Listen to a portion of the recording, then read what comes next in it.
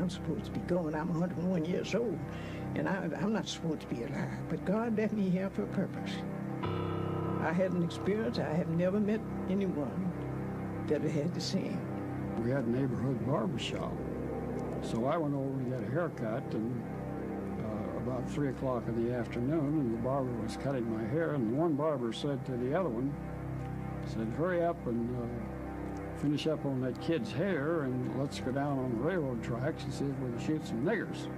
We opened the windows so we could hang out and look, and it smelled a terrible smell.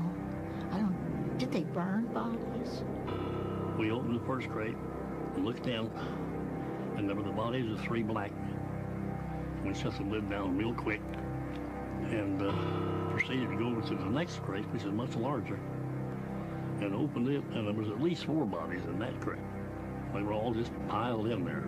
That night, just about dusk, up on Reservoir Hill, which was just south of the house, there's a great big cross burning. And all these people up there they was a Klan, is what they were, because we could see them from our house. And they was burning this cross, and we could hear people crying and screaming.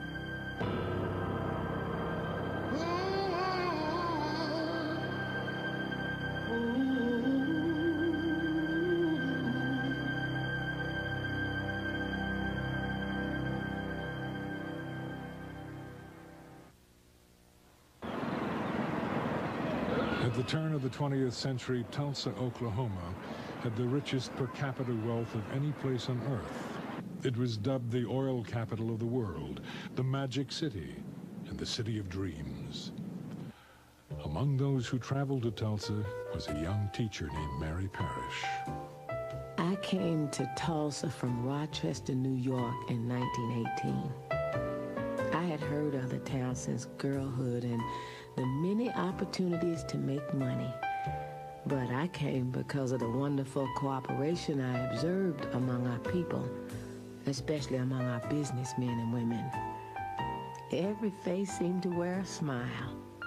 After spending years of struggling and sacrifice, people had begun to look upon Tulsa as the Negro metropolis of the Southwest.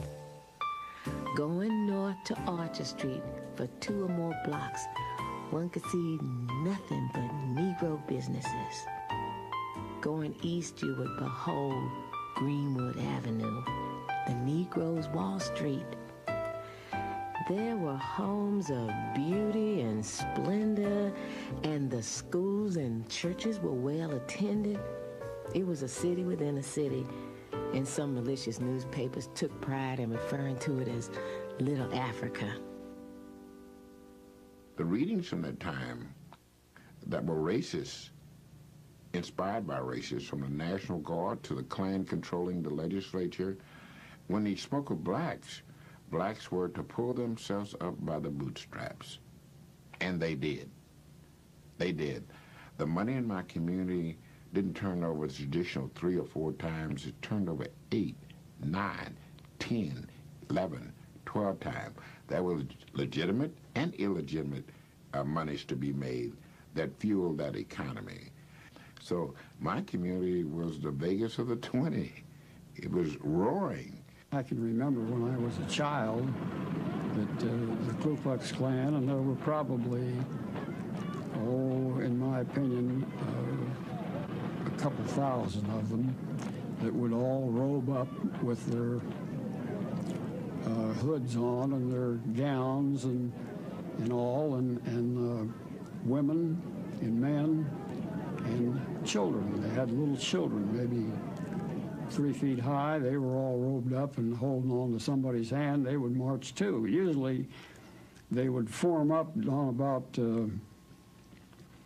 7th Street and Main in there someplace, and then the police would clear all of the cars off of Main Street, and they would march and they would fill the street from curb to curb, and it seemed like thousands of them. There might have been 2,000, I don't know, I don't remember. We used to go up and watch the Ku Klux Klan in their rally on top of Standpipe Hill. And they were in their white robes and their pointed cap attire. And we used to just watch them. They had their torches burning and having a meeting. We knew not to get too close to them. The Klan was founded in 1865 to intimidate Southern blacks in the post-Civil War South. The reign of terror lasted 15 years, but as the movement died out, a legend, if not a lie, remained. Aging Civil War veterans told heroic stories of how the Klan had saved the South from domination by Negroes and Northern carpetbaggers. By 1915, there was no Klan in America. 3 months later, an extraordinary event took place that would resurrect the Klan and its legend. The event was the release of a pioneering motion picture, D.W. Griffith's Birth of a Nation. It was based on a best-selling book called The Klansman. In many cases, Klan recruitment ads ran next to movie ads. Birth of a Nation played to 50 million people, approximately half of the population of the United States. It played across Oklahoma with a tremendous run in Tulsa. The Birth of a Nation stimulated the organization of the Ku Klux Klan, which in turn maintained a high profile and stirred up many whites to acts of recrimination and of savagery in this period. When you have thousands of white men coming back from World War I, bringing back Souvenir Lewis, Spandau, and Browning submachine guns, and a variety of other weapons that they brought back from the battlefield, and then they can't find jobs. And the power structure within the city at that time, as was occurring in other cities, would enlist them in the Ku Klux Klan and blame their problems on Jews, African Americans, and Catholics. It was a simple answer to a complex problem for simple people. Meanwhile, they could stand in downtown Tulsa and look at the mansions in Little Africa, in the Black Wall Street, and seethe.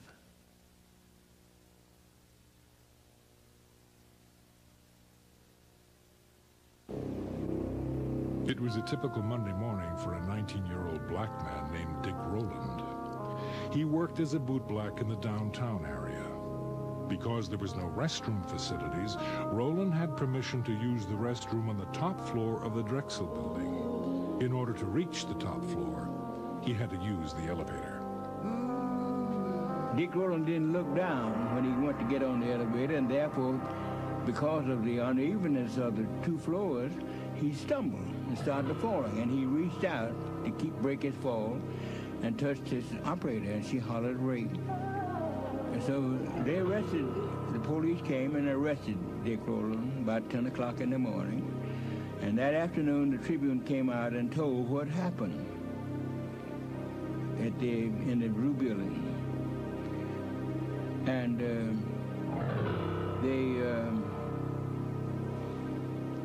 after they told what was going to happen, then they said, it looks like there will be a lynching in Tulsa tonight. The newspaper described Rowland as Diamond Dick and told of an attempted assault upon a poor orphan girl who worked as an elevator operator to pay her way through college. The article said that she had scratches on her hands and face. In fact, she was not an orphan. She had deserted her husband in Kansas City and had been served with divorce papers in Tulsa 2 months before. And she was neither scratched nor had torn clothes. The real incident isn't the incident in the elevator. The real incident is what happens over at the offices of the Tulsa Tribune, which was the city's daily afternoon newspaper. And we know there were a couple articles in it that talked about what happened at the Drexel. One was a front page article that said something like "Nab Negro for attacking girl in elevator." But there was a second article, might have been an editorial, that we think was called "To Lynch Negro Tonight." We don't know really what it said, but we do know from white sources, from black sources, from government officials and others, that there was an article there suggesting that a lynch mob should gather downtown and to lynch Dick Rowland. Talk of a lynching was prevalent throughout the city, and by evening, white crowds began to form around the courthouse. A burning cross was visible on Standpipe Hill, which overlooked North Tulsa and Greenwood. The sheriff took the elevator to the jail, located on the top floor of the courthouse, and set up a barricade. In Greenwood, it was believed that a lynching was imminent, and mob rule without legal consequences was not without precedent in Tulsa. A few months before, a lynch mob had taken accused killer one Ray Belton from the Tulsa jail. A mile-long procession of cars escorted him to a tree on a county road where he was lynched. Local police officers directed traffic. 3 months later, in the town of Holdenville, 70 miles away, a white mob took a black man from the county jail, hanged him from a telephone pole, and riddled his body with bullets. He was accused of attacking a white woman. In Wagner, 30 miles from Tulsa, another lynching took place. A white man down in Wagner, Oklahoma, had him ask a colored girl for sex, and she told him her price. He had sex and he didn't want to pay her. He didn't pay her. She took out a knife and cut his throat and killed him. So they arrested her, they lynched her, and then they drug her body up and down Main Street of Wagner, Oklahoma. And the Negroes in the community had decided there will not be a lynching in Tulsa, Oklahoma. In Oklahoma, it is not considered a crime for a man to kill a Negro. In recent years, there have been many lynchings in Oklahoma. There is yet to be chronicled the instance where any individual has paid a legal penalty or where an officer has been removed from office for failure to protect the life of his prisoners from criminal violence. It is perfectly safe at any time and at any place for any considerable number of men together to take a prisoner from the hands of an officer and inflict the penalty of death. Harlow's Weekly, June 1921. Most of the news that people received came from their newspapers. It's incredible to look at the content of those newspapers and realize that it was a constant barrage of articles appearing concerning lynchings of black people. This was over and over and over again. In fact, 2 black people a week were being lynched in America at this time. The evening being a pleasant one, my little girl had not retired but was watching the people from the window. Occasionally she would call to me, "Mother, look at the cars full of people."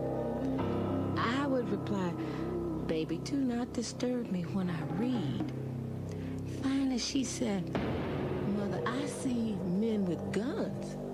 Then I ran to the window and looked out. There I saw many people gathered in little squads talking excitedly. Going downstairs to the street, I was told of the threatened lynching and that some of our group were going to give added protection to the boy. I am told that this little bunch of black men marched up to the jail where there were already over 500 white men gathered, and that this number would soon swell to over 1,000. Someone fired a stray shot, and to use the expression of General Grant, all hell broke loose.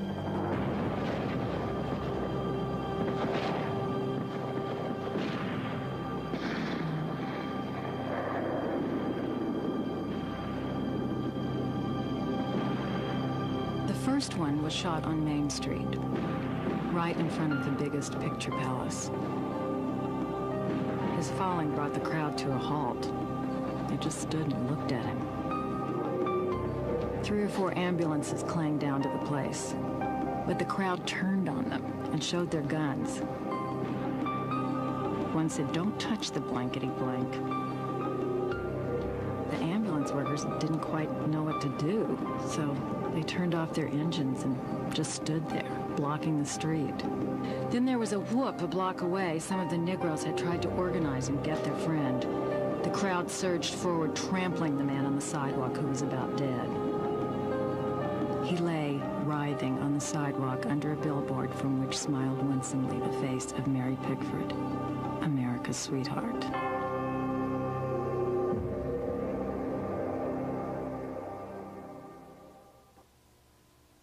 The atmosphere was festive as the police department commissioned 500 special deputies. These could best be described as Klan deputies. The only prerequisite was that they must be white. Most were not even asked their names or addresses. One black man was erroneously sworn in. It occurred to me I could get sworn in as one of the special deputies. It was easy. My skin was apparently white, and that was enough. After some 50 or 60 of us had been sworn in, a villainous-looking man remarked casually, even with a note of happiness in his voice, "Now you can go out and shoot any nigger you see, and the law will be behind you."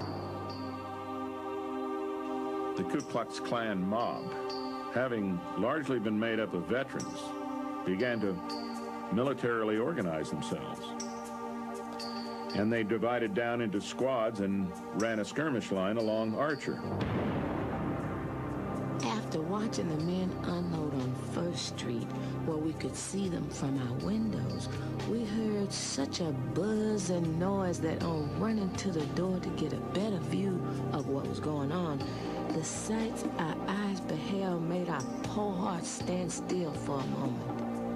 There was a great shadow in the sky, and upon a second look, we discerned that this cloud was caused by fast approaching airplanes.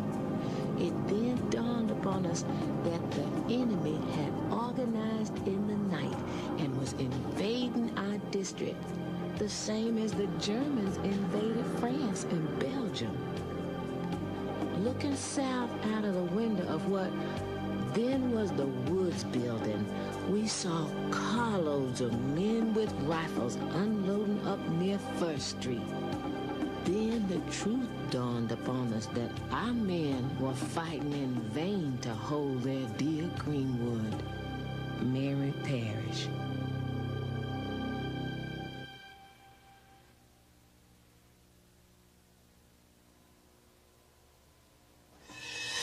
As daylight approached, the whites were given a signal by a whistle, and the outrage took place.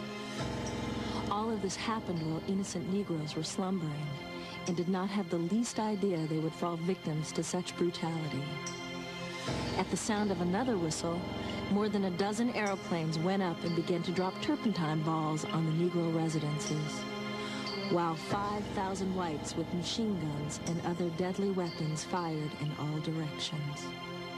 Negro men, women, and children began making haste to flee to safety, but to no avail, as they were met on all sides with volleys of shot. They were killed in great numbers as they ran trying to flee to safety. Torchlights were used to burn up the Negro settlement, and in the meantime they used large trucks loading up pianos, victrolas, and other articles that were left in the Negro homes. A.H.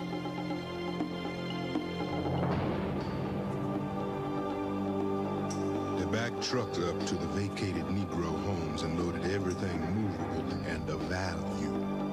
Every bit of money found on their persons was taken.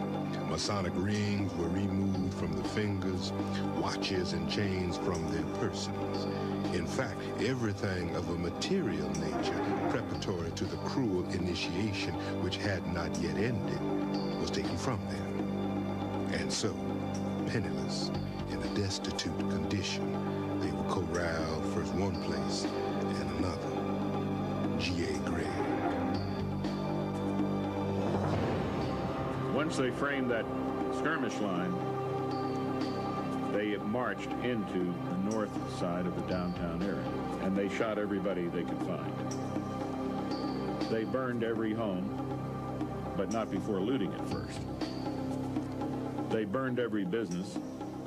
They burned every car. They burned everything, systematically, block by block, house by house. They went all the way through the city. At the same time, the telephone lines were cut, the telegraph lines were cut, and the railroad leading into Tulsa was blockaded. There was no way to communicate what was going on in Tulsa with anybody else because it was very easy to cut the city off. And that's exactly what the mayor and the city commission and the Ku Klux Klan wanted, because it gave them the opportunity to clean out the entire African-American area of the city without being interfered with. And they were doing it very systematically. The mob would not permit firemen to battle the blaze.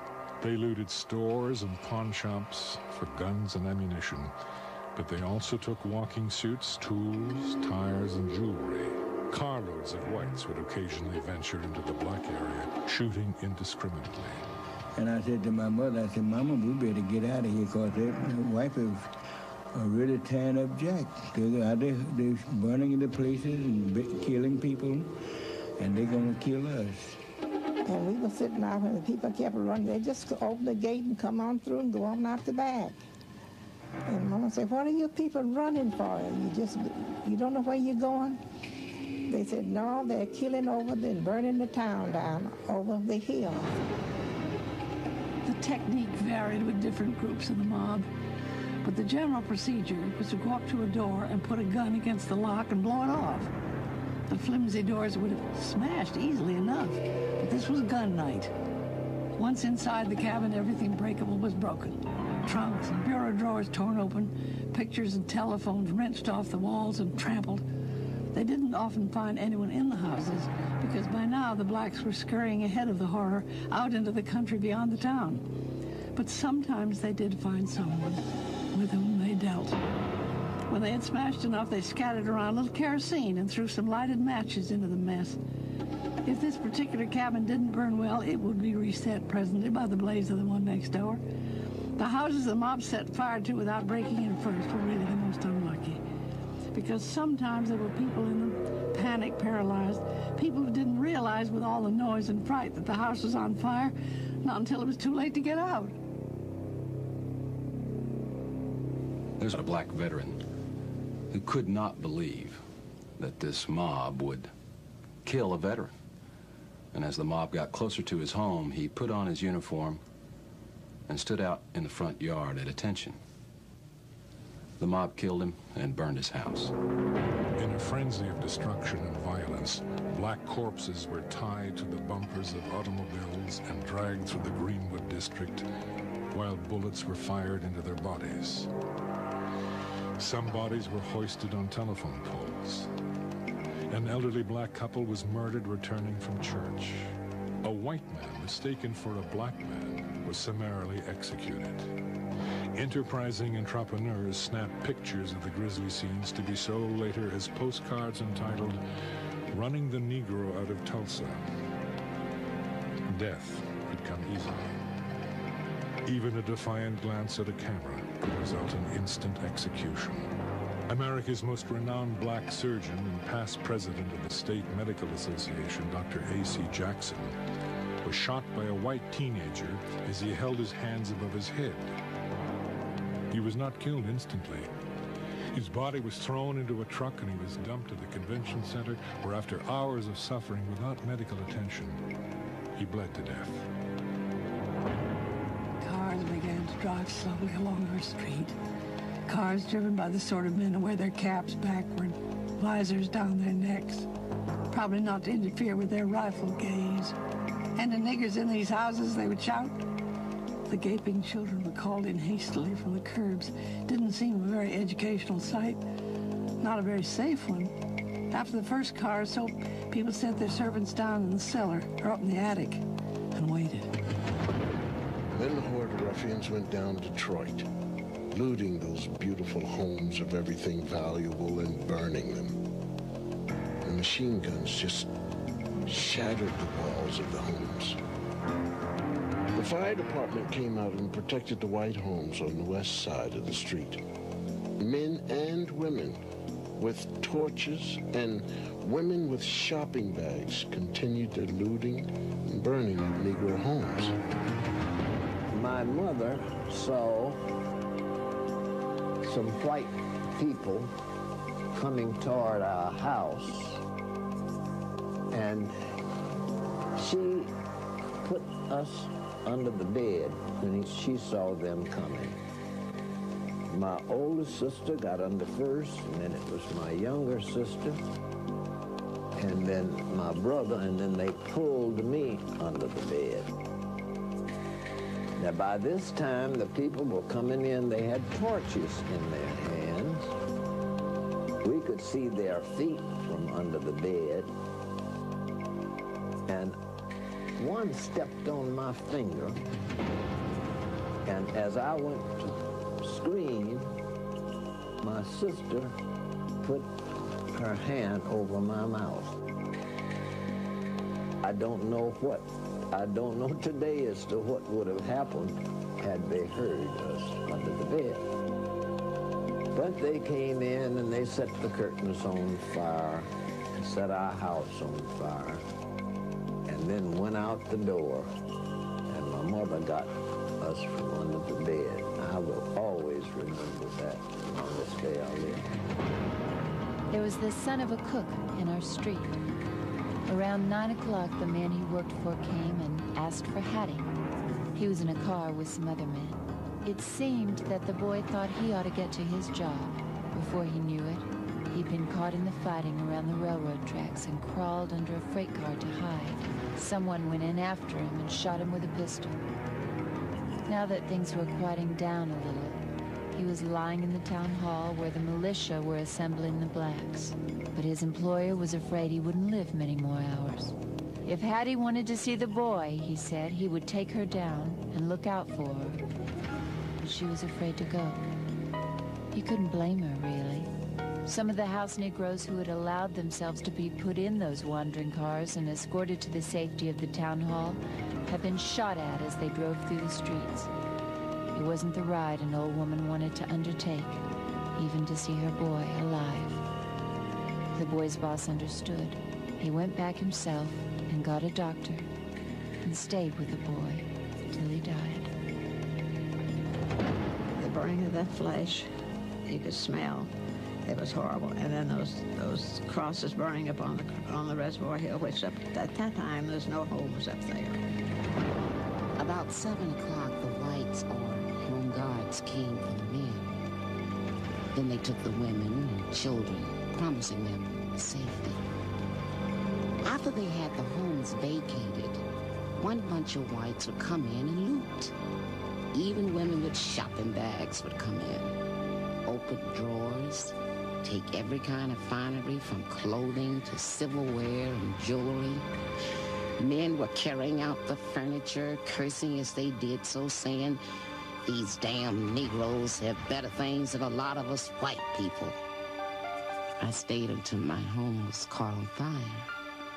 Then I ran to the hillside where there were throngs of white people, women, men and children, even babies, watching and taking snapshots of the proceedings of the mob. Some remarked that the city ought to be sued for selling them damn niggers' property so close to the city. One woman noticed the First Baptist Church, which is a beautiful structure located near a white residential district. And she said, "Yonder is a nigger church. Why ain't they burning it?" The reply was, "It's in a white district." I saw the bombs dropping and the church explode. The 6 airplanes that I saw flying over Standpipe Hill and dropping the bombs on Mount Zion Baptist Church. And burned that church, and it just completed 40 days, and it was burned. The white church on 4th Street was a frame church. Our church was better than the white people's church.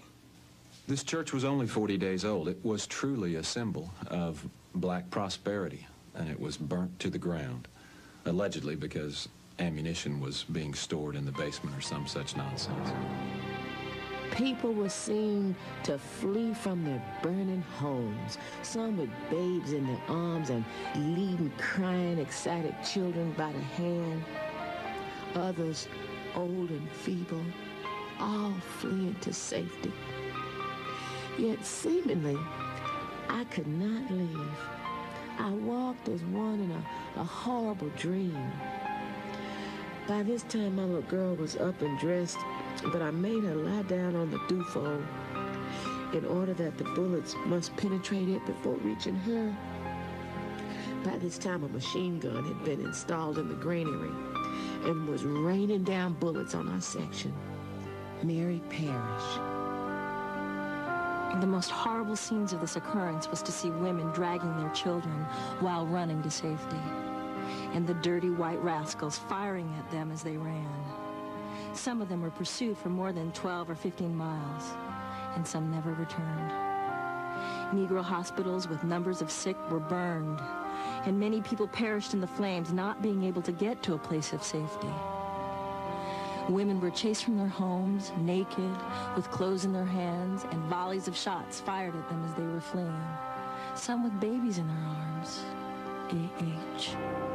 As I neared Standpipe Hill, I could see homes on Eastern and Detroit burning, and also discovered that the enemy had located on the hill and that our district was entirely surrounded.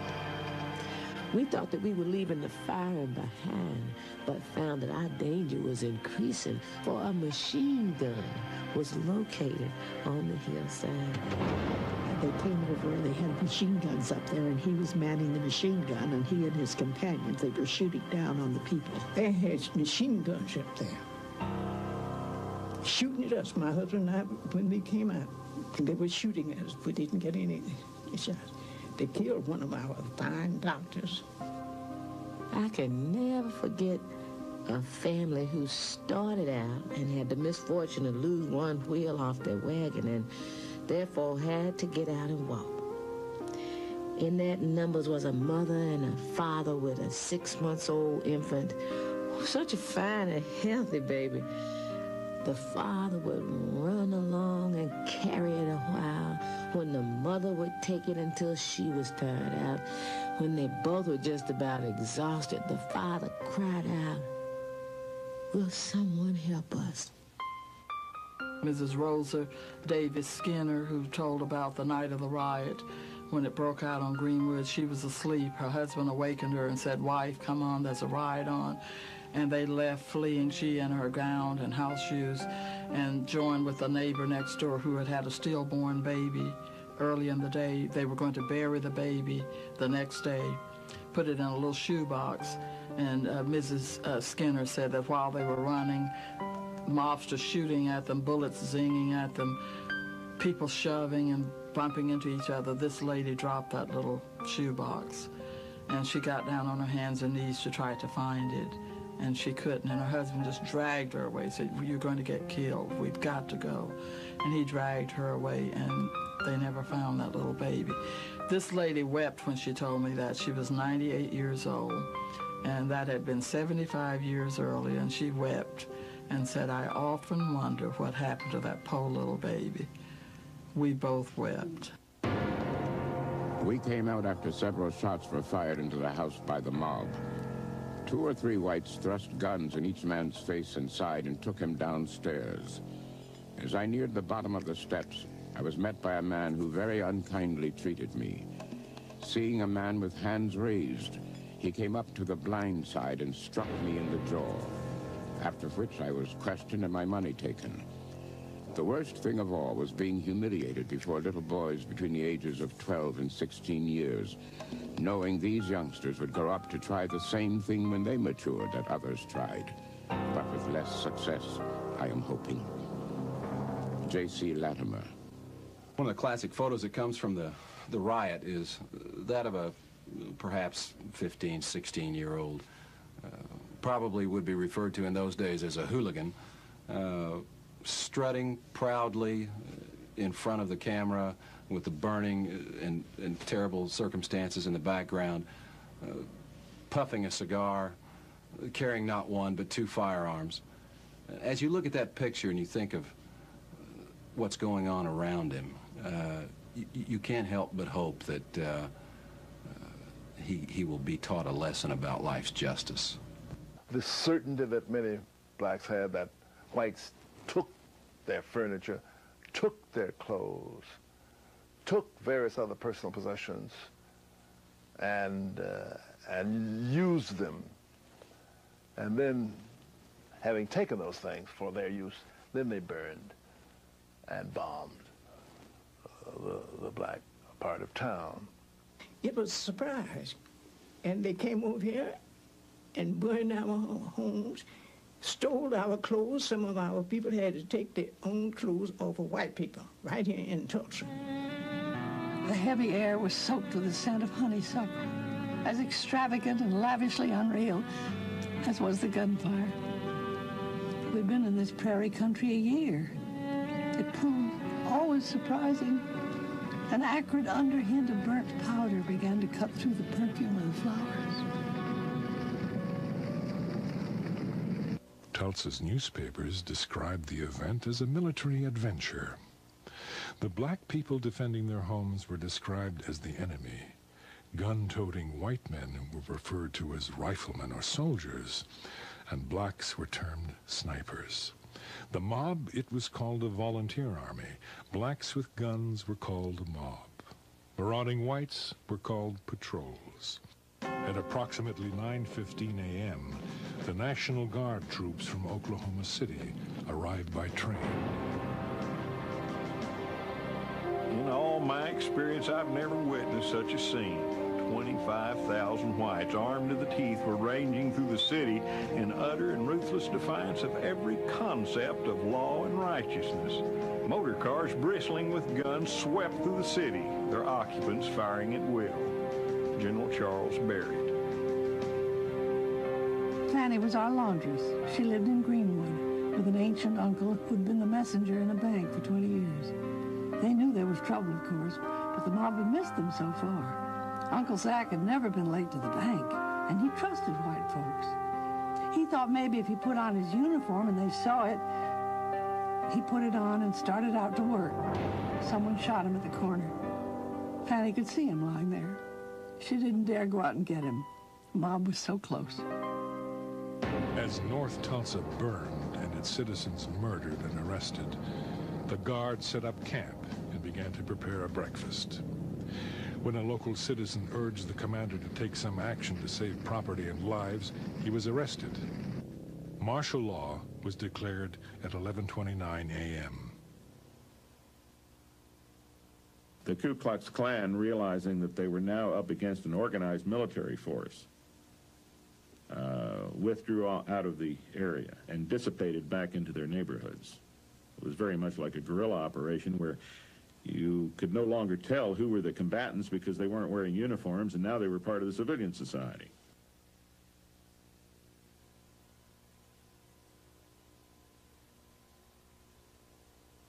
Detention areas were set up at a local park, the convention center, and the baseball park. Every African American had to fill out and carry an identification card, which had to be signed by a white employer and approved by a local official. If approved, the prisoner was given a ribbon that he or she had to wear. The ribbon read, "Police Protection." Failure to wear the ribbon resulted in immediate arrest and confinement. A black person could only be released from detention if he or she was vouched for by a white person.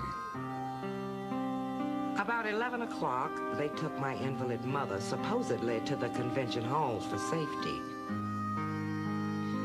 Upon entering the convention hall, I failed to find my mother, so I went in search of her.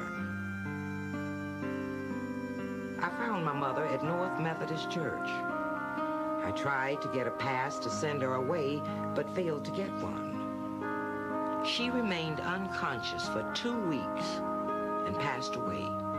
I feel that this damnable affair has ruined us all. Carrie Kinlaw. We hadn't heard from my father. And although I was 6 years old, I remember quite well the anxiety that all of us felt. Where's my daddy? Where's my husband, mother would say, and so forth. And so we had a period of agonizing waiting, and that was an awful, awful experience. And it was several days, I don't know how many, in the absence of telephones and radios and that sort of thing. We didn't know. We had no way of finding out. And so after what seemed to have been an endless period of time, we received a letter from my father saying that he was all right. He told us that he had been in detention at Convention Hall, and that he had nothing except what he had on his back. The prisoners, mostly women and children and the elderly, were marched through the streets with their hands above their heads. The stress, heat, and exertion resulted in the rise of premature births. Before the day was over, every black person in the city was killed, wounded, arrested, or placed in confinement.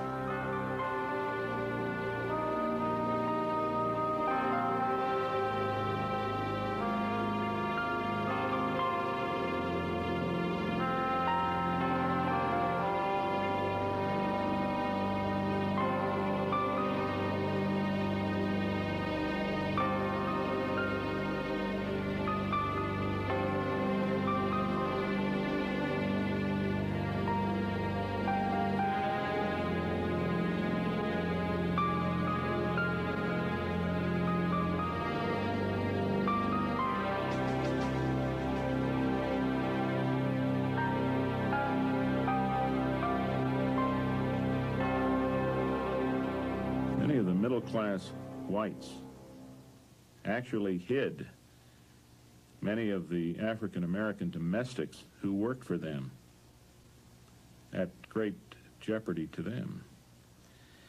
If a white family during that riot had been found to have hidden an African-American, at the very least, the white family would have been lashed. Terrified black people fled the city to other communities. After reaching this home, the crowd throng there was too large to supply them out of a pail, so a wash tub was drafted into service and pride cast to the wind. We were so famished and our lips parched, the children crying for a drink, that this was the best tasting water we could remember of having tasted. Mary Parrish. We had an engineer for the Frisco live behind us, and he would give us a day by day how these people were walking down the railroad coming toward Claremore, then coming toward Chelsea, then coming toward Veneta. They were just like the rest of the hobos. They came to our back door. And they had lots of them with baby buggies, no men at all women, lots of old women. On and on we went toward the section line, the crowd growing larger and larger. The question on every lip when a newcomer from town would arrive was, how far had they burned when you left town? After we had gone several miles, we began to see automobile loads of men with guns going east ahead of us. We wondered where they were going, but we were not destined to wander for long, for as we neared the aviation fields, we saw their destination. The planes were out of the sheds, all in readiness for flying, and these men with high-powered rifles were getting into them. As we went further, we saw several men leaving the fields, going to the house, returning with guns, and heading towards Tulsa. After we had traveled many miles into the country and was turning to find our way to Claremore, we looked up the road and saw a race lady coming toward us. My lady friend and I went to meet her. She advised us not to try to pass through a little adjoining town. There was a group of black people that were trying to escape, women, children, and old people in Blackwood were trying to escape from this thing. We're going up the railroad tracks that went by that hill up there in Collinsville. Said that a group of black people came by that hill trying to escape, and somebody thought that they were being attacked and invaded, and apparently they began shooting and killed a whole bunch of those poor folks.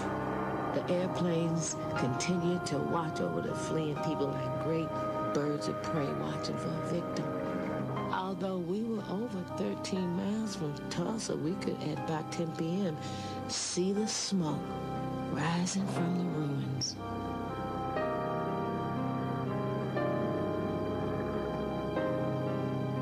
The next morning, we were informed that Greenwood had been burned.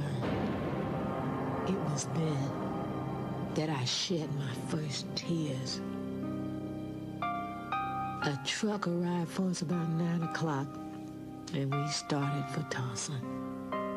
We did not enter through our section, but we were brought through the white section. Can you imagine the humiliation of coming in like that, with many doors thrown open, watching you pass? Some with pity, and others with smiles. And when a bunch of the colored folks that they were marching down Elgin, I would see them coming, and I'd kept my BB gun under the front porch at that time, and I would run down and grab the BB gun and stick the barrel out through the lattice work and pop the National Guardsmen. And of course, they'd bounce like this and look around, and of course, I was careful enough that I wasn't going to hit anybody in the head or anything like that. These two brothers, the youngest two, they were kind of smart alecky, and they thought, you know, they'd stir up a riot or stink or something. And I can remember standing behind them and crying when my dad just hauled off and backhanded one of them in the back of the head because he was going to take a gun. And he wasn't going to shoot at the people, he was going to shoot up in the air. And I remember my crying and saying, begging him not to do it. And my dad, you know, was telling him he wasn't going to do that to those people. They was only trying to get away themselves. Soon we reached the Black District, which was so beautiful and prosperous looking when we left. There we found to be piles of bricks, ashes, and twisted iron representing years of toil and savings. We were horror-stricken, but could not shed a tear. At that hour, we mistrusted every person having a white face or blue eyes.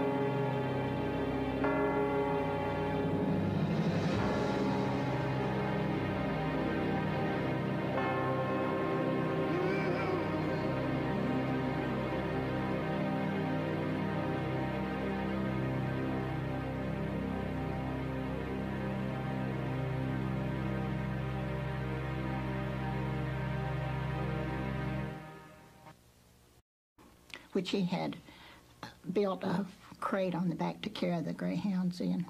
And he took that crate off when he left the greyhounds, wherever it was. He left them at some kennel or other and just had a plain pickup truck. And the police saw his truck and they told him to haul bodies, dead bodies, to wherever they were taking them. I don't know where they took them. And I saw these 2 truckloads of bodies, dead bodies. They were Negroes with their arms and legs sticking out, you know, through the slats. And it frightened me so, but I kept thinking of them in terms of dolls. On the top of the very, very top of the pile of bodies was a little boy just about my age, and his head flipped over like that. And he looked at me, his mouth was open, and he was in brown pants and a blue shirt, and just looked like he'd been frightened to death. And so I screamed, and Jesse came in, but by that time the 2 trucks had passed on. After black Tulsans were incarcerated, curiosity seekers, looters, and souvenir hunters casually strolled through the smoldering ruins. Well, I had a friend, a girlfriend, and one day after the riot had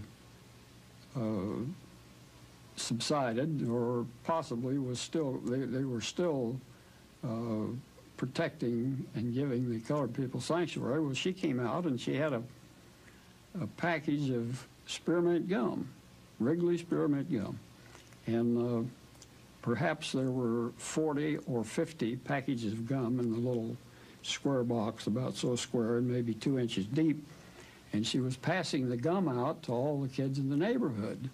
And of course we asked, where did you get it? And she said, oh, Daddy got it over in Niggertown, which was a clear indication that white people looted the colored people over in the Greenwood area. When they doubted about it, of course, we didn't think anything about it. We just took the gum and chewed it. Martial law was less than benevolent. Field Order Number 3 prohibited the holding of funerals at churches. But in reality, this prohibition pertained to black funerals only. White funerals went on as usual. Overnight, these people had nothing. And they had to start over again. A person who had office and clients or patients or customers had nothing. And the people that were his clients and of their clients and patients and customers had nothing. And so it was extremely difficult for them to get on their feet. It was pathetic when you think about it. Out of all of our 7 years, that's when I said, my husband and I lost more than anybody in North Tulsa because we lost 7 years of our earning in one night. And we had altogether 10 different business places for rent. Today I'm paying rent.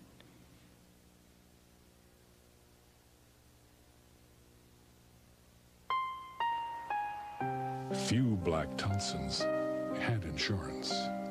And those who did had clauses which voided the policies in case of a riot. Those making a claim had to prove that the city or state government was negligent in protecting their property. An impossible burden because the victors had already begun to rewrite the history and insulate themselves from blame. An all-white grand jury placed the blame for the Holocaust squarely on the black population. Also blaming the black population was Tulsa's white churches, the Chamber of Commerce, and of course Tulsa's white newspapers. In this old nigger town, there are a lot of bad niggers, and a bad nigger is about the lowest thing that walks on 2 feet. Give a bad nigger his booze, his dope, and a gun, and he thinks he can shoot up the world. And all these 4 things were to be found in nigger town: booze, dope, bad niggers, and guns. The Tulsa Tribune makes no apology to the police commissioners or to the mayor of this city for having pled with them to clean up the cesspools in this city. Tulsa Tribune, June 4th, 1921. Incredibly, after all the yellow journalism that had been published at the time about the incident and prior to the incident by white-owned newspapers, the one indictment returned by the grand jury of a newspaper was against Mr. A.J. Smitherman, one of the most influential black citizens in Tulsa, owner of the black newspaper. And that comes after his offices, his newspaper offices, were destroyed and burned in the riot. He left Tulsa and never returned. Cities across America offered assistance, but Tulsa officials turned down all the offers under the guise of handling the problems themselves. From a tin-room and basement modern brick home, I'm now living in my coal barn. From a 5-chair enamel barber shop with 4 workmen and a porter to a razor strap and a folding chair on the sidewalk. Didn't have one thing left and never received a dime. Up until this day, they never. And it ought to be added, in order there to be made pay. Even the children that suffered. Our children have suffered because their parents lost everything they had, and the children weren't able to get along, and they were doing fine. The Red Cross took donations and performed an admirable job with little help from government officials. Returning to the Red Cross headquarters, I found rows of women, men, and children waiting their turn to receive clothing, such as was obtainable. And the thing that I could not understand was why these innocent people who were helpless as babes were placed under guard. Nevertheless, heavily armed guards were all around the building. Some were kind and manly. Others were beasts dressed in uniforms. I went upstairs into the clothing room in a quest of a change of clothing for my little girl. Having worked hard always for an independent living, thereby being able to have what I wanted within reason, this was wormwood and gall to me. Just to be standing around waiting to get a change of secondhand clothing. But what could I do? What we had on was soiled. They being all we had, and I was not yet permitted to go to town and purchase more. The primary rooms of the Booker Washington School were converted into an emergency hospital. I can never erase the sights of my first visit to the hospital. There were men wounded in every conceivable way, like soldiers after a big battle. Some with amputated limbs, burned faces, others minors and eye, or with heads bandaged. There were women who were nervous wrecks in some confinement cases. One mother was thoughtless as to burden her infant for life with the name of June Riot. Mary Jones Parrish.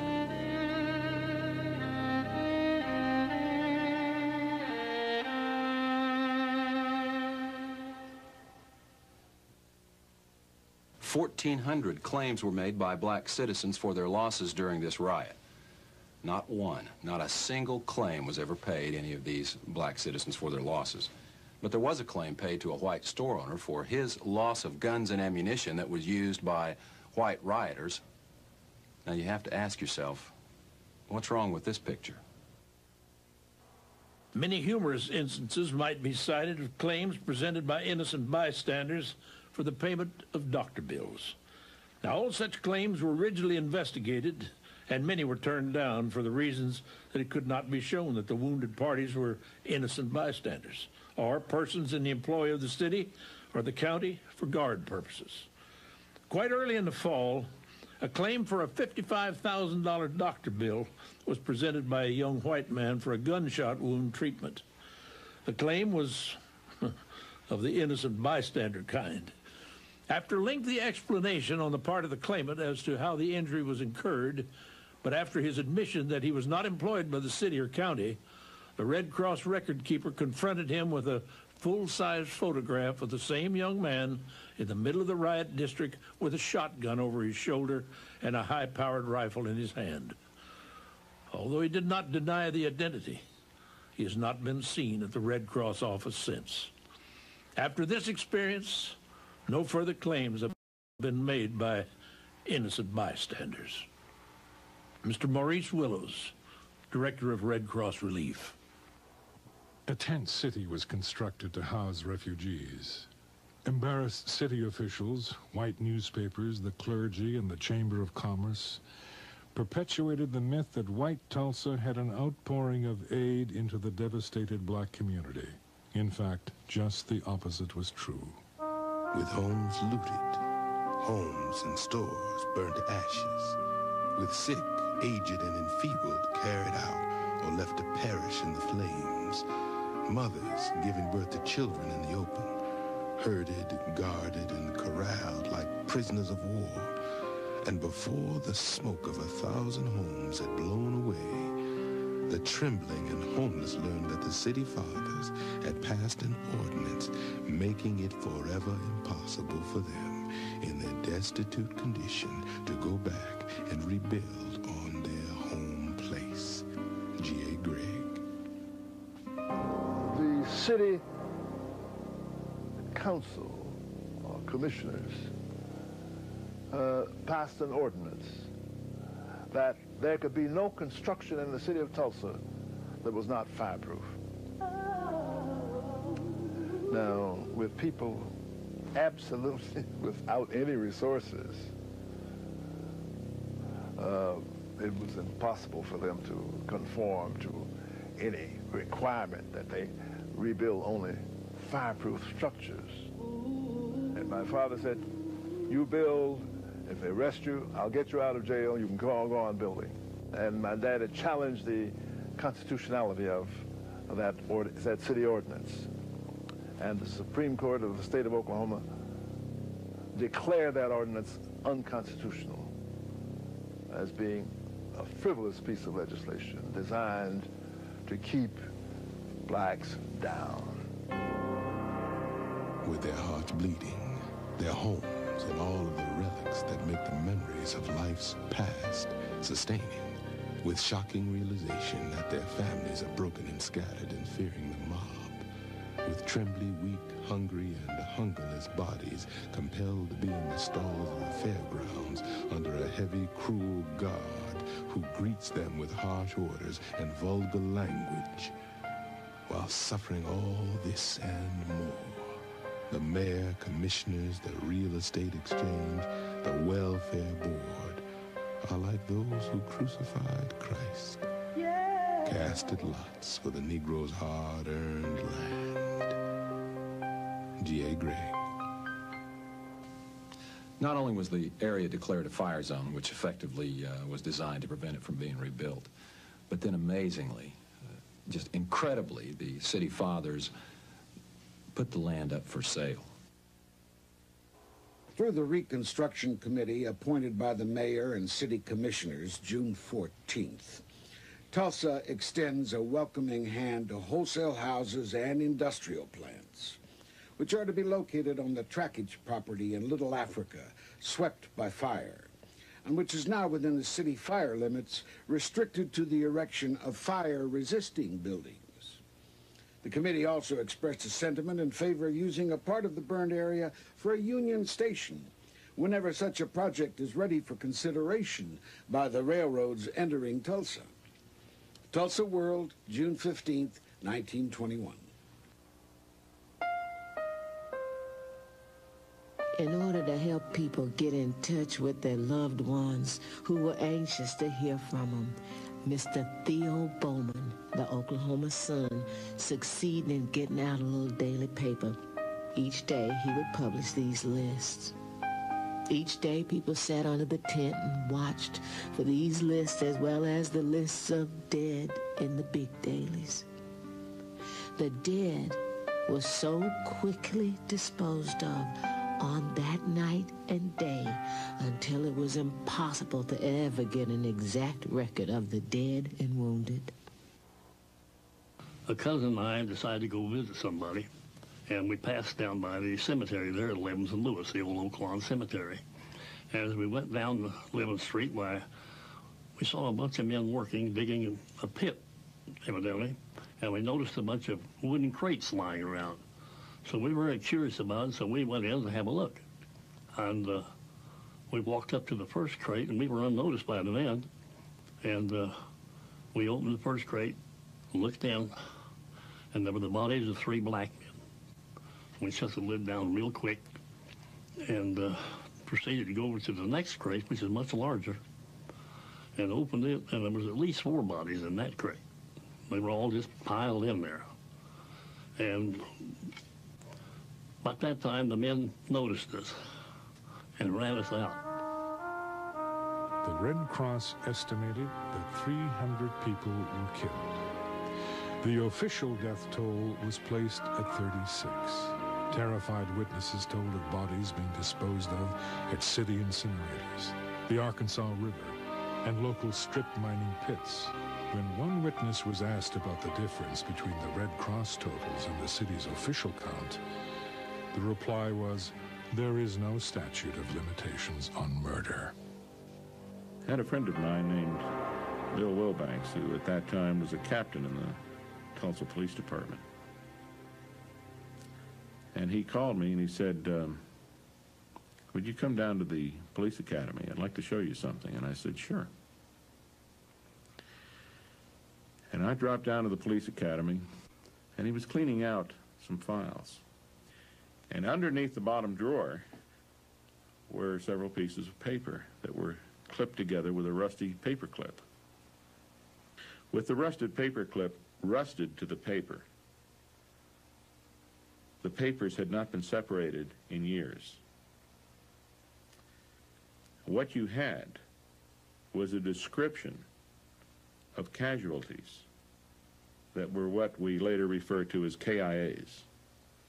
And there were 300 plus on these 6 pieces of paper. There is absolutely no question in my mind that of all of the horrible race riots we've had in this country, Watts, 1968, Detroit, 1942, none of them have even approached the casualty levels of Tulsa of 1921. There was definitely a cover-up or a suppression of the material. For example, the article, the inflammatory article, "To Lynch Negro Tonight," has vanished, disappeared. It's not in the Oklahoma Historical Society, it's not in the newspaper archives. In the microfilming of the Tulsa Tribune records, it's been excised and can't be found. Now, some people would, and have, said down through the years, why research this, why bring it up?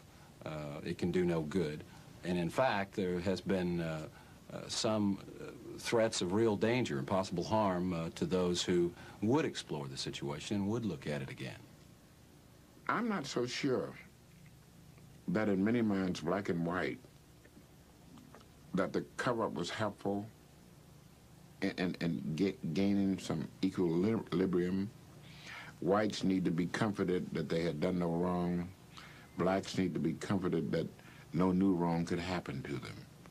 So, but those two things companioning themselves created this conspiracy of silence.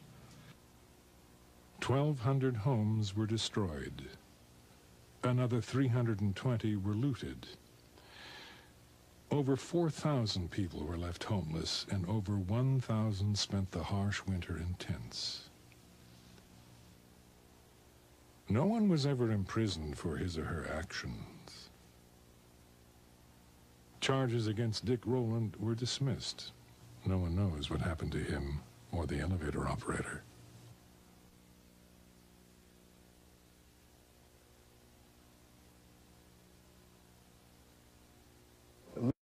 Would travel to Europe and see the ruins of Athens and the ruins of Rome.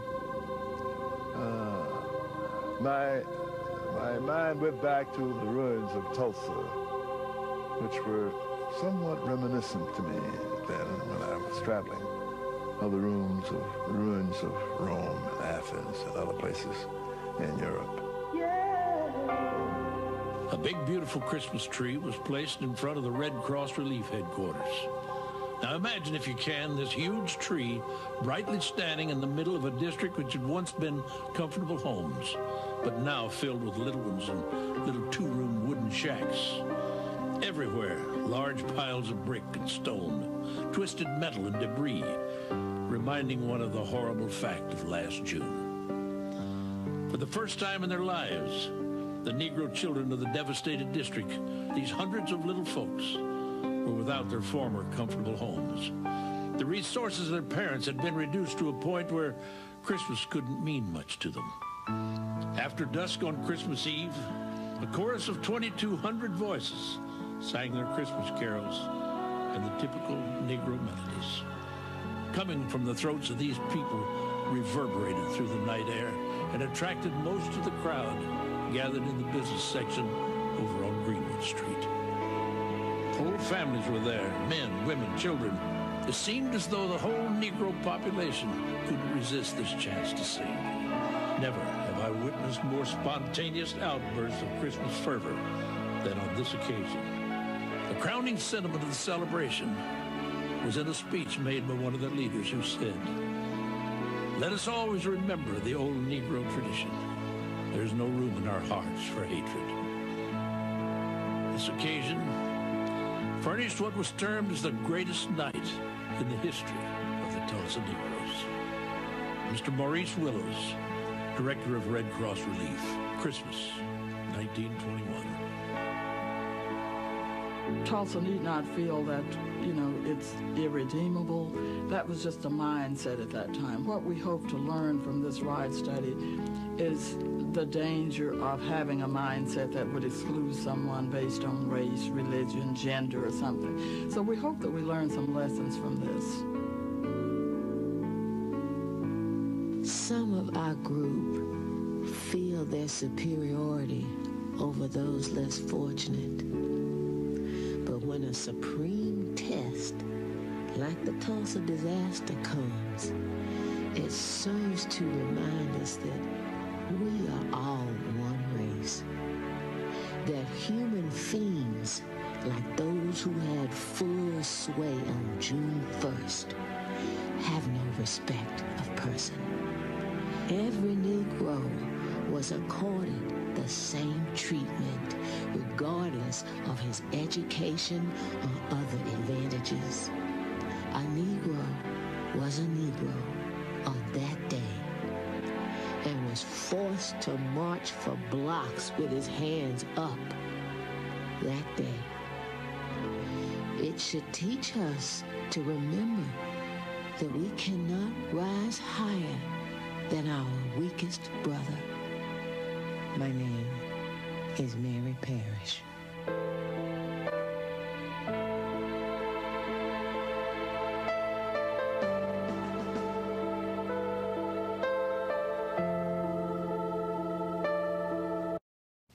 In 1921, one of the most devastating massacres in U.S. history took place in Tulsa, Oklahoma. The 1921 Tulsa race riots. The black community of North Tulsa, called Black Wall Street, or as whites called it, Little Africa, was completely burned to the ground in a mere 12-hour period.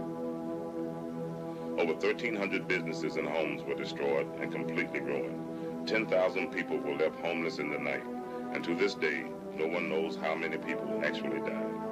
Accounts range from 500 to 1,500 men, women, and children, both black and white. This senseless massacre of human life was very carefully covered up by high city officials.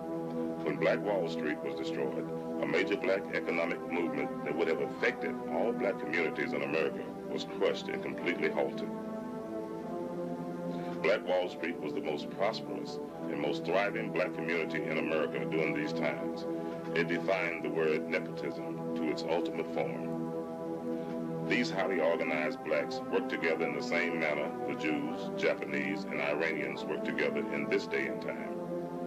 Black Wall Street was so prosperous that white oil men would come across to the black community to borrow large sums of cash in order to keep their businesses afloat.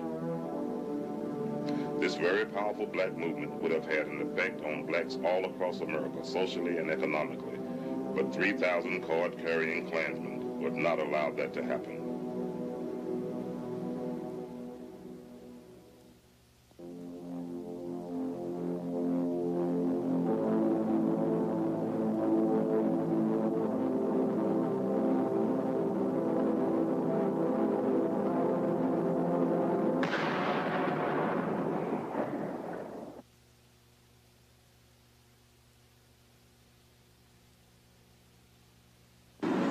What you're about to witness will astound you. It will most likely affect you very deeply, no matter what race, creed, or color you are. And just maybe, this film will make us all take a second look at our fellow man and not hate him or her because of the color of their skin.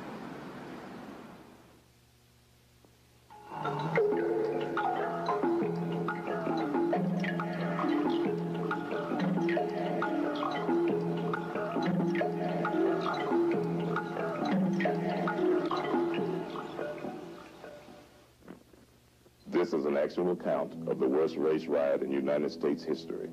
It's not a pretty story, and it's not being told for its shock value or to reopen old wounds. This material is presented because it happened 70 years ago to another generation whose story is pertinent to this contemporary generation. The true facts were completely covered up and kept from the American public. The date was June the 2nd, 1921. The place, Tulsa, Oklahoma. After the bombing, the Tulsa World headline read, "Dead, estimated at 100, city quiet."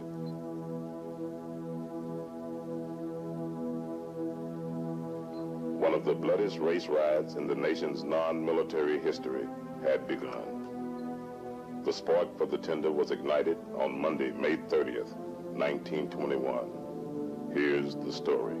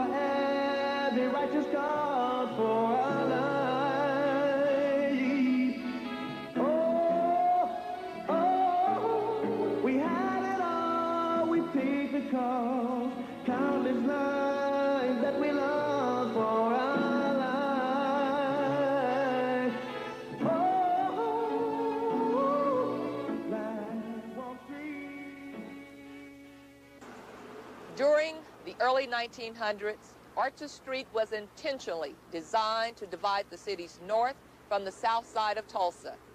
Blacks were forced to remain on the north side, and whites enjoyed their separatism on the south side. Laws were passed to make sure that whites and blacks remained separated. Anybody who wishes for the good old days probably doesn't remember what the good old days were really like. Because in 1921, the nation suffered from coast to coast from hate, and discrimination, and arrogance. And those were probably the underlying reasons. They manifested themselves in organizations like the Ku Klux Klan. But you can't blame the riot on one or two or three specific incidents. The environment is what caused it. You have to keep in mind that in 1921, the majority of the Oklahoma legislature were Klansmen. Almost every city and county official in Tulsa County, Oklahoma, was elected with either support of the Klan or they were Klansmen themselves. In those days, the Klan would have parades in downtown Tulsa, wearing their white sheets and their pointy little hats to fit their pointy little heads, that would last 4 to 5 hours in length. Now visualize the number of people that were involved in a parade that would last 4 to 5 hours. And all these people came from Tulsa. When you had a parade in Tulsa, a lot of people come in from other counties.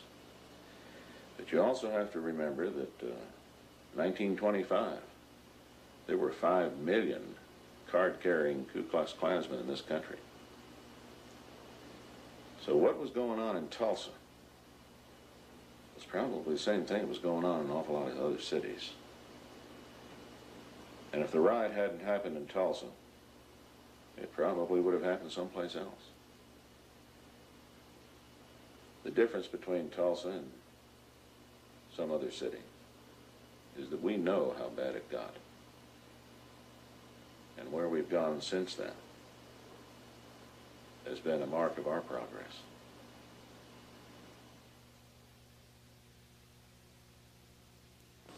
As I sit here, I wonder, with blacks fighting for equal rights and integration in other parts of the United States at that time, was it really a good idea for blacks living in Greenwood to integrate? But what happened by 1921 was not so much what happened on the black side, but what happened on the white side of the city. Because you had a lot of veterans coming back from Belleau Wood and Chateau Thierry and the Argonne Forest, and they couldn't find jobs. And a lot of these were white, uneducated, lower economic class folks. And when they came back to Tulsa, the Klan milked that resentment that they held for those black, prosperous businessmen.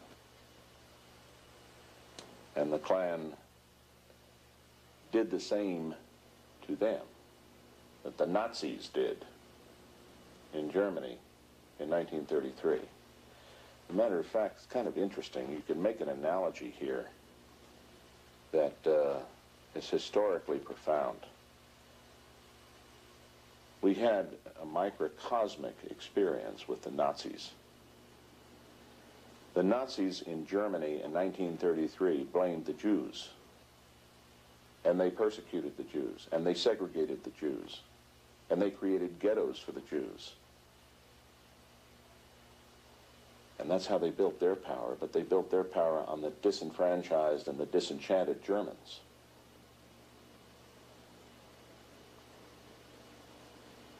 Well, the Nazis took over an entire country. The Ku Klux Klan, in this case, largely took over an entire city. And for that matter, to some degree, the entire state and maybe the region of the country in which they were strong. But they played on the hate and the fear and the envy and the jealousy of many of these whites who had felt that the country owed them something because they had fought in World War I. And here you have blacks who possibly didn't fight in World War I and were very prosperous. And you had the seeds for that kind of conflict economically.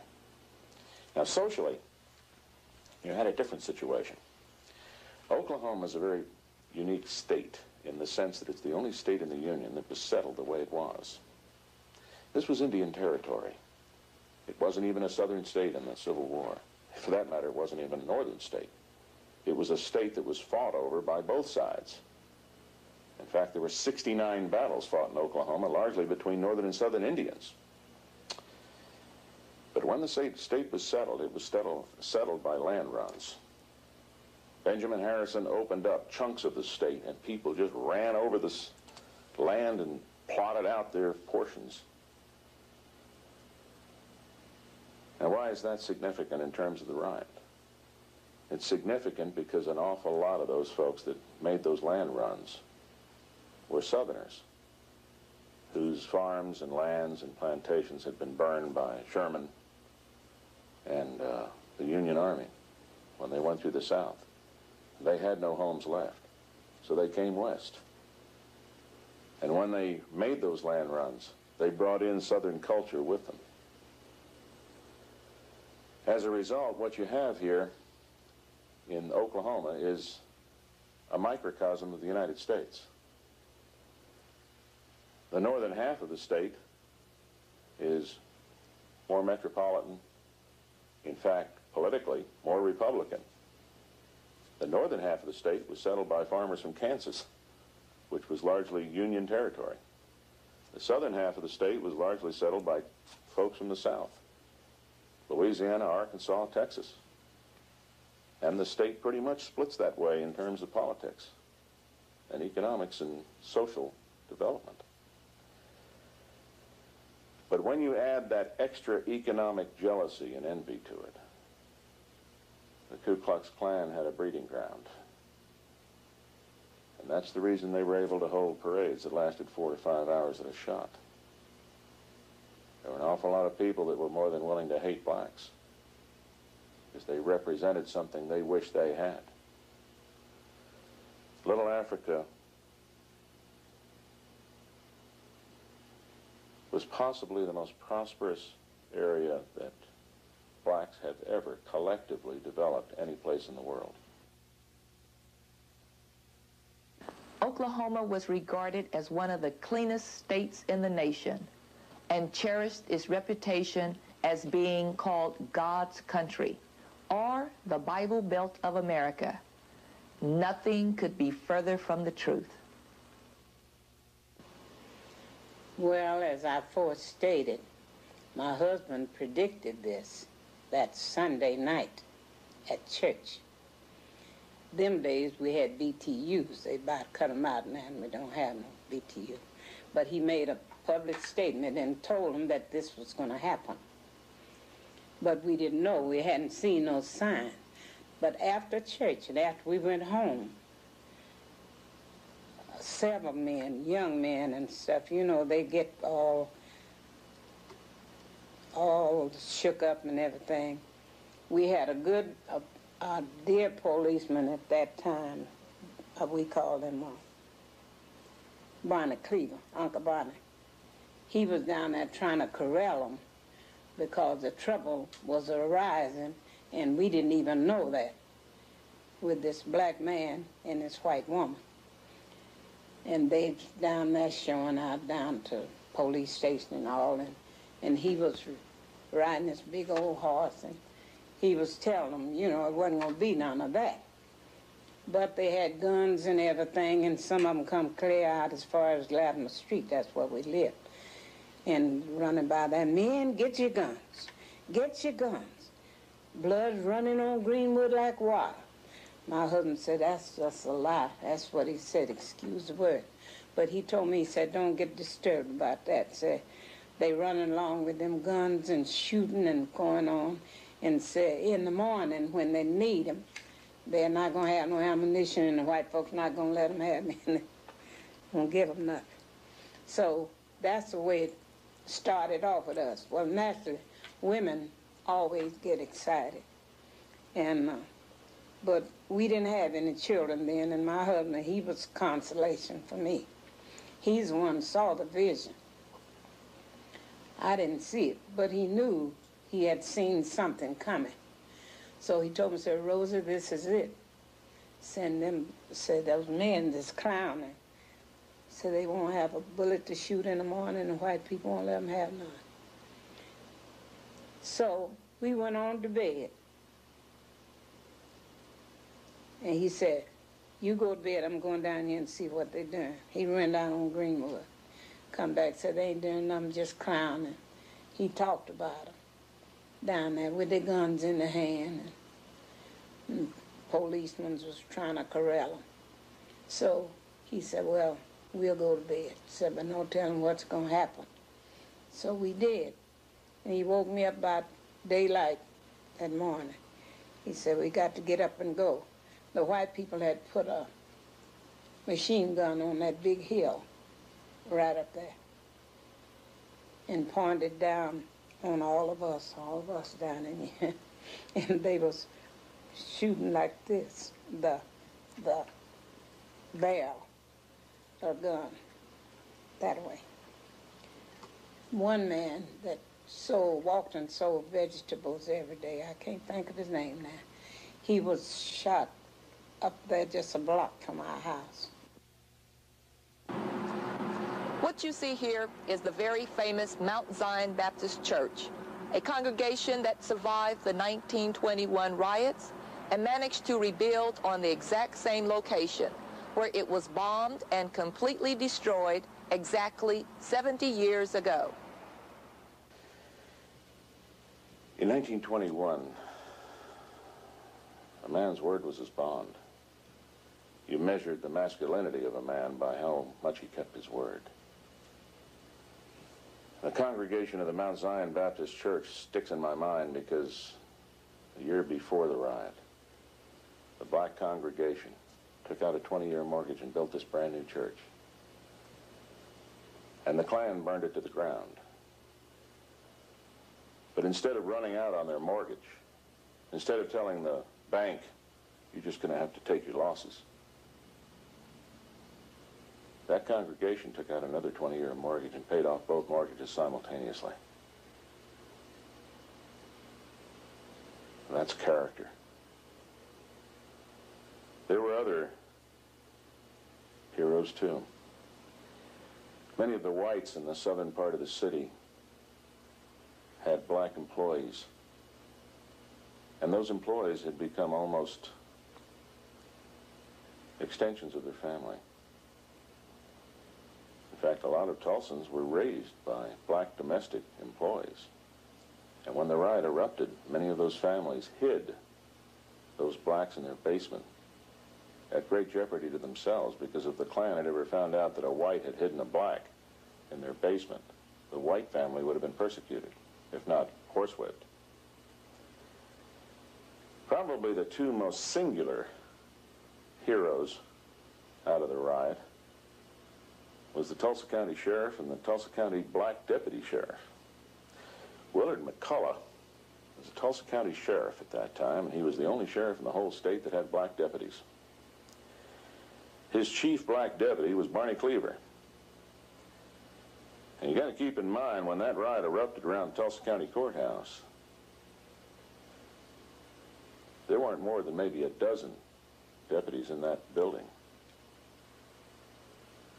And Willard McCullough stood on the south steps of the Tulsa County Courthouse and told a mob of several thousand Ku Klux Klansmen who were heavily armed that he was not going to release Dick Rowland.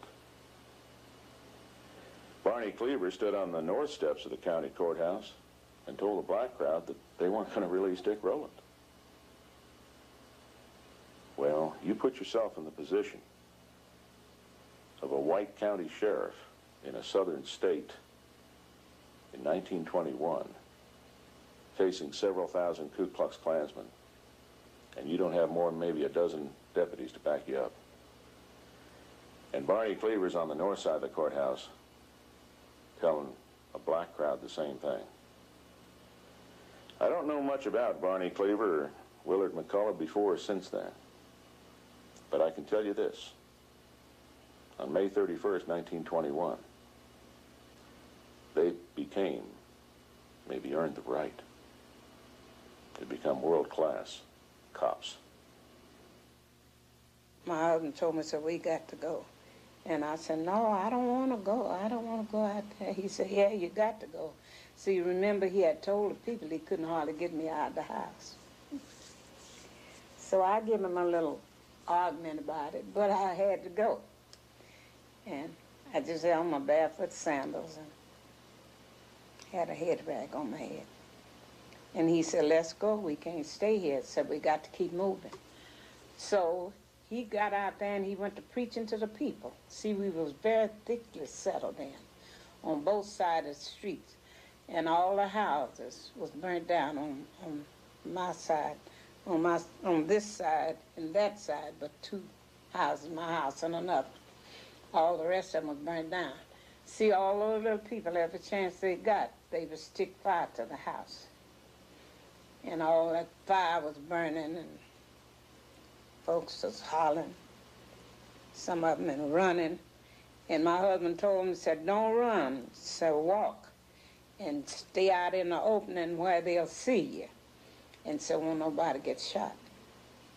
So the bunch we was with, they tried that and we made it to the park.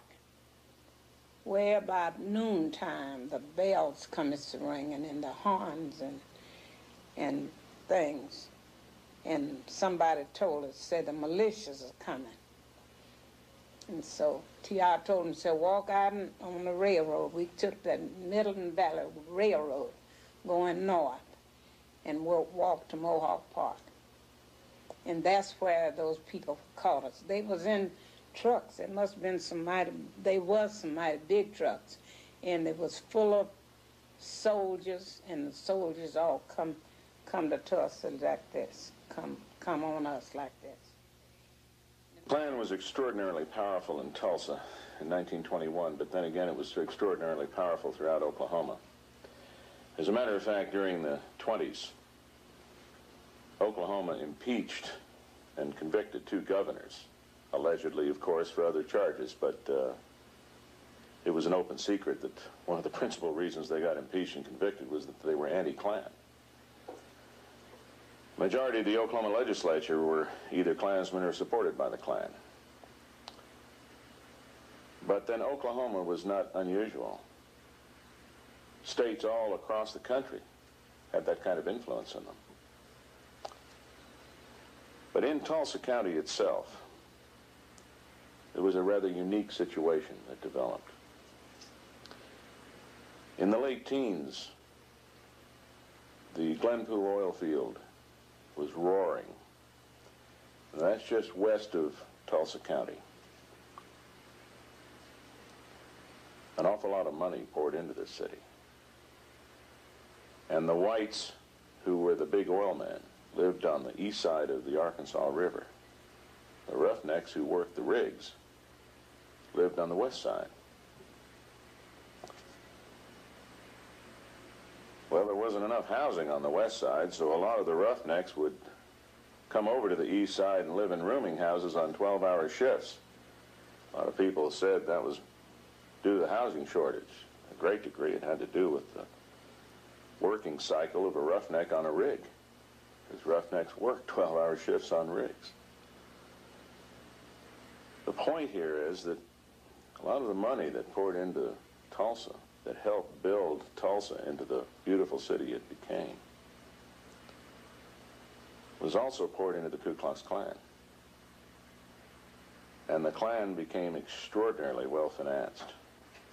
With that sound financing that they received from those oil men who were sympathetic to the Klan and who were, in fact, effectively manipulating the lower white economic classes to their own benefit, the Klan in Tulsa had a lot of money to do a lot of things that other Klan claverns didn't have that kind of support to do. For example, they had a building, a headquarters, here in Tulsa. It was called Beano Hall. Now, what did Beano stand for? It stood for Beano Jew, Beano nigger, Beano Catholic. I think it's ironic that Beano Hall eventually evolved into a pig barn before it was finally torn down. The Ku Klux Klan was real big on providing character guidance, attitude adjustment, and behavior modification on anybody they disagreed with.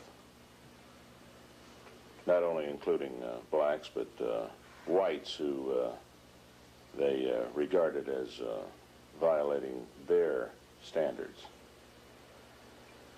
It wasn't uncommon for a white person, for example, who might have been going out on his wife, to be hauled out of his house one night and tied to a tree and flogged by men dressed in sheets. Many blacks, however, were lynched. They were lynched by such organizations as not only the Ku Klux Klan, but the Knights of the White Camellia. There were all kinds of super secret little organizations that were self-appointed vigilantes.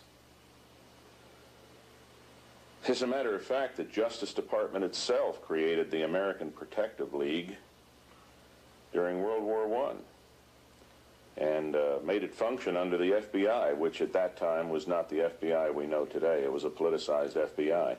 But the American Protective League was largely an organization of volunteer civilian white men designed to ferret out any individuals of Germanic descent in Tulsa County and watch them to see if they conducted any espionage or pro-Kaiser activities during World War I.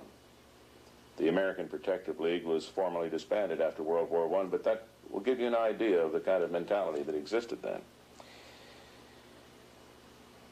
But to address your question, yes, there were lynchings. And to give you an example, several weeks before the Tulsa riot, in Wagner, which is a small town east of Tulsa, a black man had been arrested on a minor charge and incarcerated in the Wagner County Jail. And that night, the sheriff, or the guard or deputy, whoever was responsible for the jail, conveniently went out to get a sandwich, just as a crowd of people dressed in white robes entered the jail, took the man out, put a noose around his neck, wrapped the other end of the rope around the bumper of a Model T Ford, and dragged him down the middle of Wagner Main Street. And that sort of thing didn't just happen in Oklahoma. That sort of thing happened across the country. And there were many lynchings before the riot, and I'm sorry to say there were many lynchings after the riot. But there weren't any lynchings in Tulsa County after the riot that I'm aware of. The men come throwing away the guns over in the trash. Every time I think about them men throwing them guns away, I laugh about it. As bad as it was, they was just throwing them away. They didn't want them white men to see them with no guns. So they about 3 or 4 trucks of them. All them soldiers, they fell out there. So we're not going to hurt you. We're not going to hurt you. And the men just throw them guns away and everything. Well, the next order they got was to bring some food out there because we had left home without eating.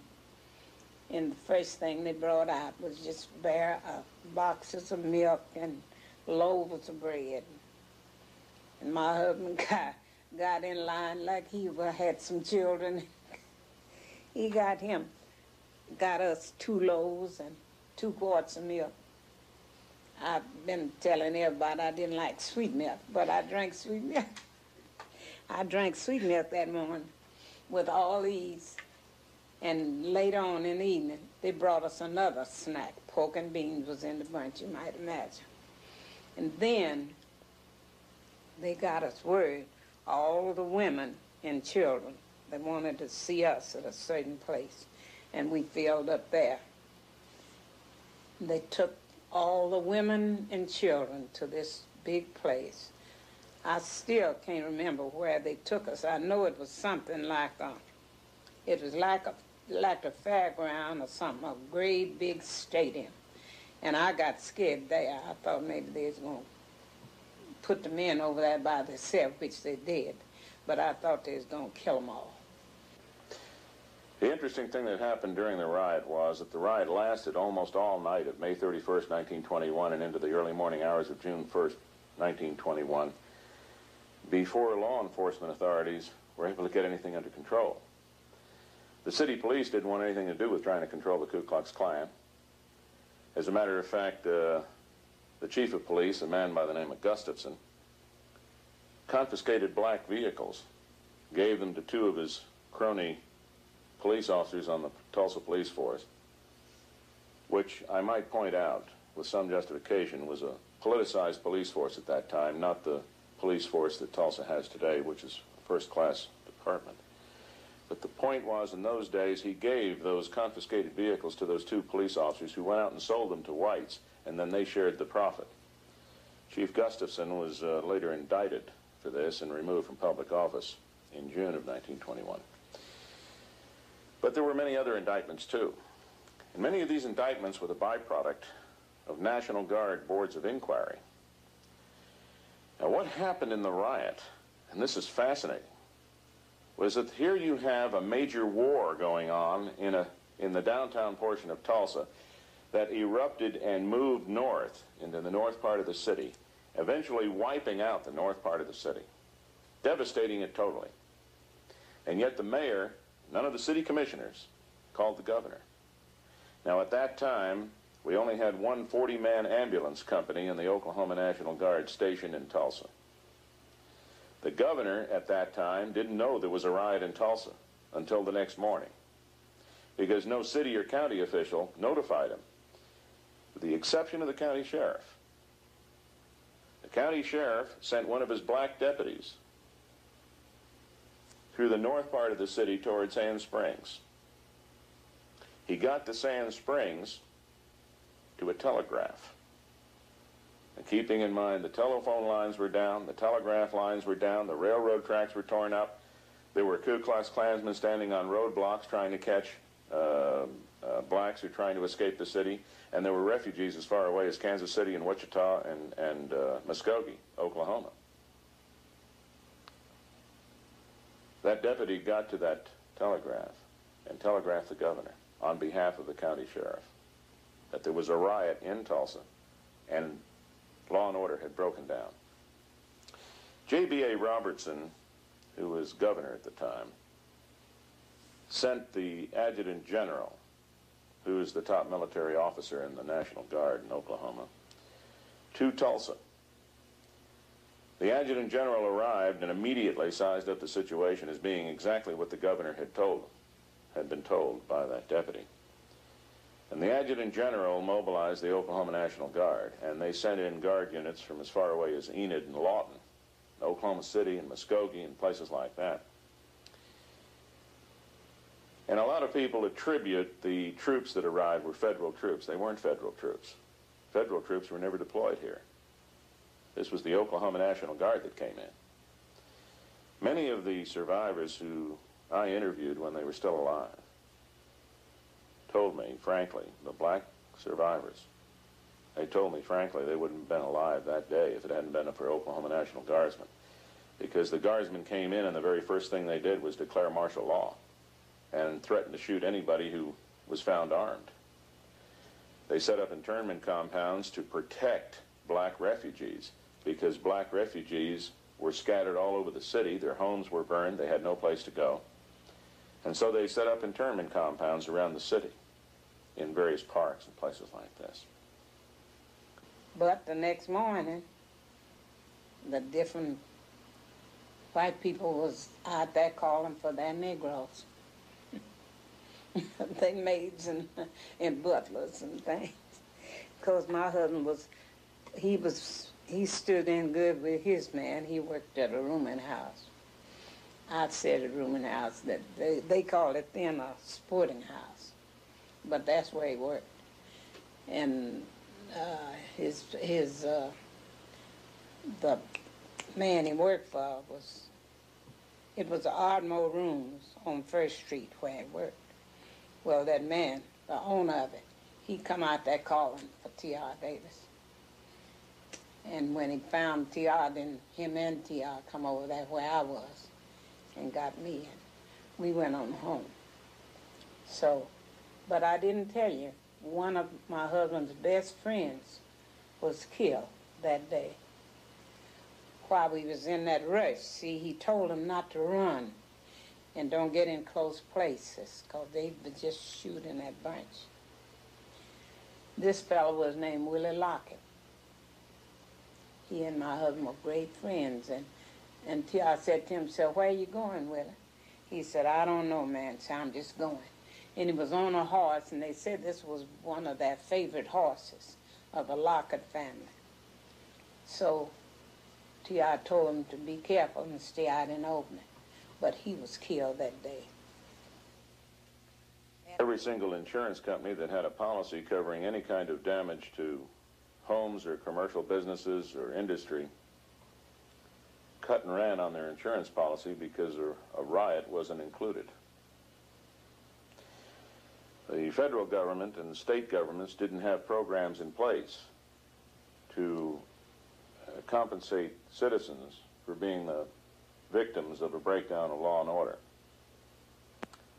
So effectively, the citizens who lived in Little Africa took the entire loss.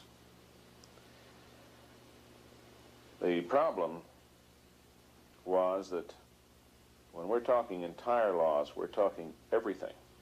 There was no FDIC then.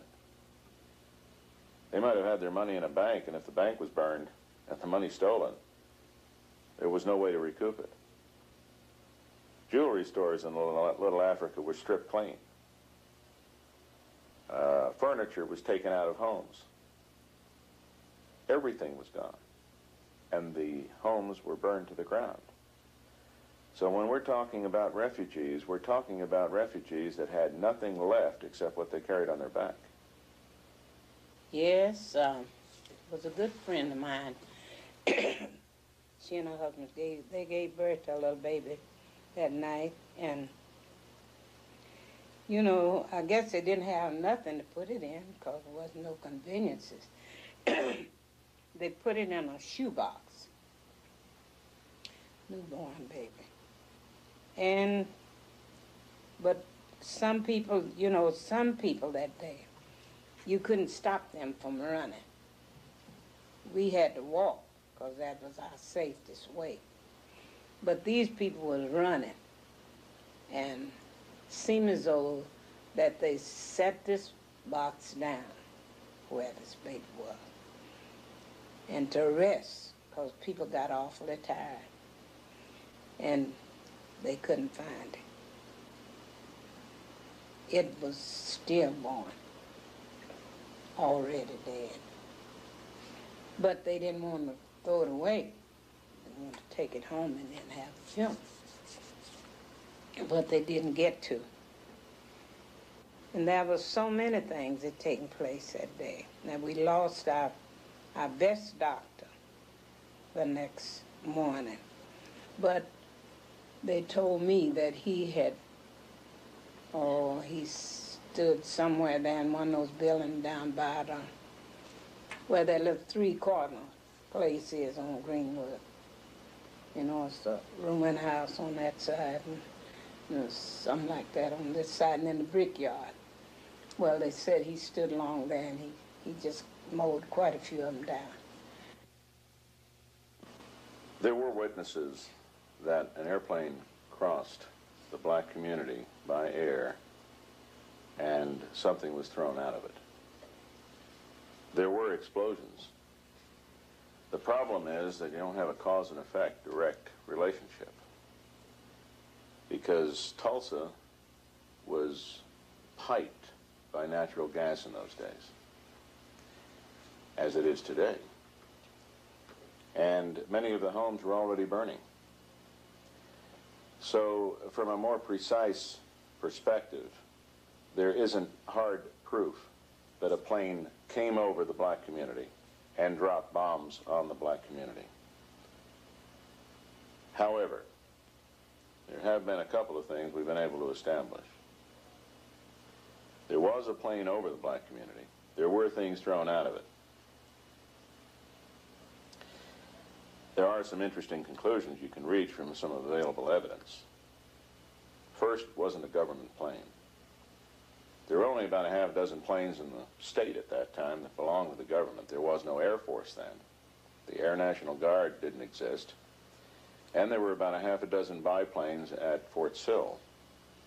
None of them took off the ground during this period. But this was the period of barnstormers. It wasn't uncommon for a pilot who learned how to fly in World War I to have a biplane and to fly around the country and do tricks at state fairs and maybe take somebody up for a couple of dollars. That, in all likelihood, was what happened then. That a barnstormer who had his own airplane actually flew over the black community. Now, if he threw out anything, and if it was a bomb, it's perfectly understandable how it could have worked, because it doesn't take very much to make a bomb, particularly if you're a veteran of a recent war that had just ended. Greenwood was soon labeled the Black Wall Street of America. It consisted of highly educated black doctors, lawyers, PhDs, merchants, oilmen, and entrepreneurs. The interesting thing about this particular situation is that in North Tulsa in 1921, prior to the riot, there existed an area called Little Africa. And that was a mark of respect. The black business community was extraordinarily prosperous. As a matter of fact, possibly the best minds in black America had migrated to North Tulsa in the late teens and early 20s.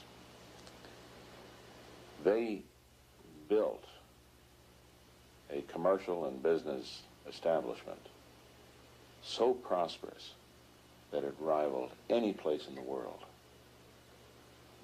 In fact, the main street of Little Africa, Greenwood, was euphemistically referred to as the Black Wall Street. They were millionaires that lived there, and some of the architecture of some of the old homes in North Tulsa today represent that particular period.